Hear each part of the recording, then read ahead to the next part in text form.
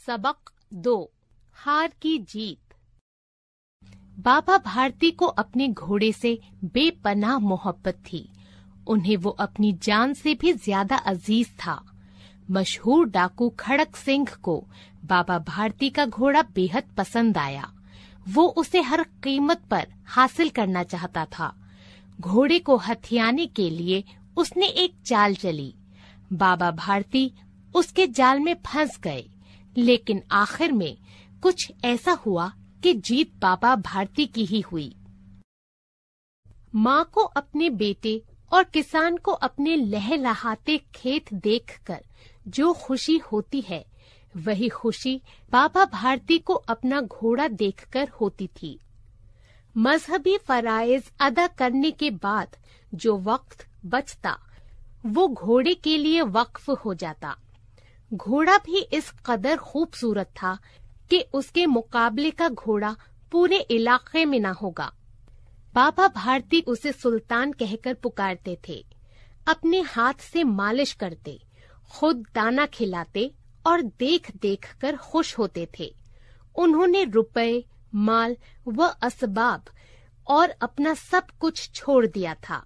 यहाँ तक कि उन्हें शहरी जिंदगी से भी नफरत थी। अब गांव के बाहर एक छोटे से मंदिर में रहते और पूजा करते थे। उन्हें वहम सा हो गया था कि मैं सुल्तान के बगैर नहीं रह सकूंगा।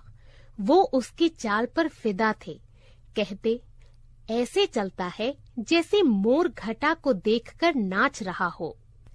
जब तक शाम के वक्त सुल्तान पर सवार होकर 8-10 मील का चक्कर ना लगाते, उन्हें चैन ना आता।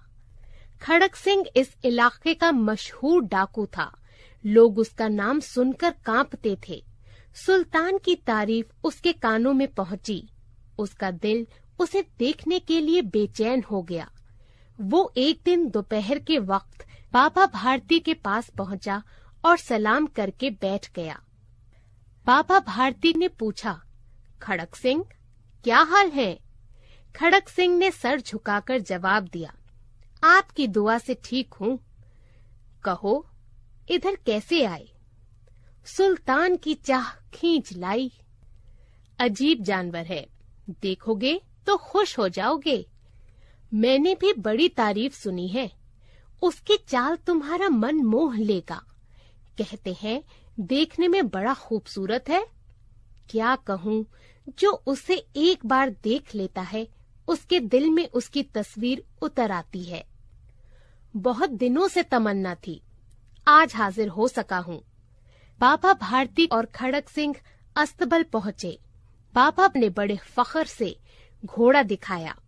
खड़क सिंह ने भी घोड़े को बड़ी हैरत से देखा। उसने सैकड़ों घोड़े देखे थे, लेकिन ऐसा बांका घोड़ा उसकी नजर से नहीं गुजरा था। सोचने लगा, किस्मत की बात है, ऐसा घोड़ा खड़क सिंह के पास होना चाहिए था। इस साधु को ऐसी चीजों से क्या फायदा? कुछ देर तक हैरत से चुपचाप खड़ा रहा। उसके बाद उसके दिल में हलचल पैदा हो गई। बच्चे की तरह बेसब्री से बोला, लेकिन इसकी चाल ना देखी तो क्या देखा? बाबा भारती इंसान ही थे। अपनी चीज की तारीफ दूसरे के मुंह से सुनने के लिए उनका दिल मुस्तरिब हो गया। घोड़े को खोलकर बाहर ले गए। घोड़ा हवा की रफ्तार से उड़ने लगा। उसकी चाल देखकर खड़क सिंह के सीने पर सांप लौट गया। वो डाकू था और जो चीज उसे पसंद आ जाए, उस पर वो अपना हक समझता था। उसके पास ताकत थी और मददगार थे। जाते जाते उसने कहा, बाबा जी, ये घोड़ा मैं आपके पास नहीं रहने दूंगा। बाबा भारती, अब उन्हें रात को नींद ना आती। सारी रात अस्तबल की हिफाजत में कटने लगी। हर वक्त खड़क सिंह का खौफ रहता, लेकिन कई हफ्ते गुजर गए और वो ना आया। यहाँ तक कि बाबा भारती कुछ गाफिल हो गए और उसे ख्वाब के खौफ की तरह बेसबब समझने लगे। शाम का वक्त था। बाबा भारती सुल्तान की पुश्त पर सवार होकर सैर करने जा रहे थे। उस वक्त उनकी आंखों में चमक थी। चेहरे पर मुस्कुराहट, कभी घोड़े के जिस्म को देखते और कभी उसके रंग को, और खुशी से फूले ना समाते थे। अचानक एक तरफ से आवाज आई, ओ नाना, इस गरीब की सुनते जाना। आवाज में दर्द था। बाबा ने घोड़ा रोक लिया। देखा तो एक अपाहिज दरख्त के साए में बैठा कर्राह रहा था। बोले, तुम्हें क्या तकलीफ है? अपाहिज ने हाथ जोड़कर कहा, बाबा, मैं दुखियारा हूँ, मुझ पर रहम करो। मेरा गांव यहाँ से 3 मील दूर है, मुझे वहां जाना है।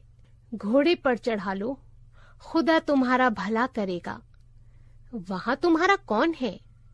दुर्गादत्त वैद्य का नाम सुना होगा, मैं उनका सौतेला भाई हूँ। बाबा ने अपाहिज को घोड़े पर सवार किया और उसकी लगाम पकड़कर धीरे धीरे चलने लगे। अचानक उन्हें झटका लगा और लगाम हाथ से छूट गई। उनकी हैरत की इंतहा न रही जब उन्होंने देखा कि अपाहिज घोड़े पर तन कर बैठा है और घोड़े को दौड़ा रहा है। उनके मुंह से खौफ, हैरत और मायूसी से भरी हुई चीख निकल गई। वो अपाहिज डाकू खड़क सिंह था। बाबा भारती कुछ देर तक चुप रहे और उसके बाद कुछ फैसला करके पूरी ताकत से चीख कर बोले, ठहर जाओ, ठहर जाओ। खड़क सिंह ठहर गया। बाबा भारती ने जाकर उसकी तरफ ऐसी आंखों से देखा जैसे बकरा कसाई की तरफ देखता है और कहा, ये घोड़ा तुम्हारा हो चुका है। मैं इसे वापस करने के लिए नहीं कहूंगा, लेकिन खड़क सिंह, एक इल्तिजा कर रहा हूँ, उसे ठुकरा ना देना, वरना मेरा दिल टूट जाएगा। बाबा, हुक्म कीजिए, मैं आपका गुलाम हूँ, सिर्फ ये घोड़ा नहीं दूंगा।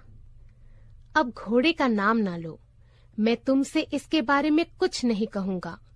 मेरी गुजारिश सिर्फ ये है कि इस वाक़े का कहीं जिक्र न करना। खड़क सिंह का मुंह हैरत से खुला रह गया। इसका ख्याल था कि उसे यहाँ से भागना पड़ेगा, लेकिन बाबा भारती ने खुद ही उससे कहा, इस वाक़े को किसी से बयान ना करना। इसका क्या मतलब हो सकता है? खड़क सिंह ने बहुत सोचा, बहुत सर मारा, लेकिन कुछ न समझ सका। हार कर उसने अपनी आंखें बाबा भारती के चेहरे पर गाड़ दी और पूछा, नाना जी, इसमें आपको क्या डर है? ये सुनकर नाना भारती ने जवाब दिया, लोगों को अगर इस वाक़े का इल्म हो गया तो वो किसी गरीब पर एतबार नहीं करेंगे। ये कहकर उन्होंने सुल्तान की तरफ से इस तरह मुंह फेर लिया जैसे उनका उससे कोई ताल्लुक ही ना रहा हो। बाबा भारती चले गए, लेकिन उनके अल्फाज खड़क सिंह के कानों में उसी तरह गूंज रहे थे। सोचा, कितना नेक ख्याल है, कितना पाक जज्बा है। उन्हें इस घोड़े से मोहब्बत थी। इसे देखकर उनका चेहरा फूल की तरह खिल उठता था। कहते थे, मैं इससे जुदा होकर जिंदा नहीं रह सकूंगा। इसकी हिफाजत में वो कई रात सोए नहीं, लेकिन आज उनके चेहरे पर रंजो गम का निशान तक नहीं था। उन्हें सिर्फ ये ख्याल था कि कहीं लोग गरीबों पर भरोसा करना ना छोड़ दें। ऐसा इंसान इंसान नहीं, फरिश्ता है।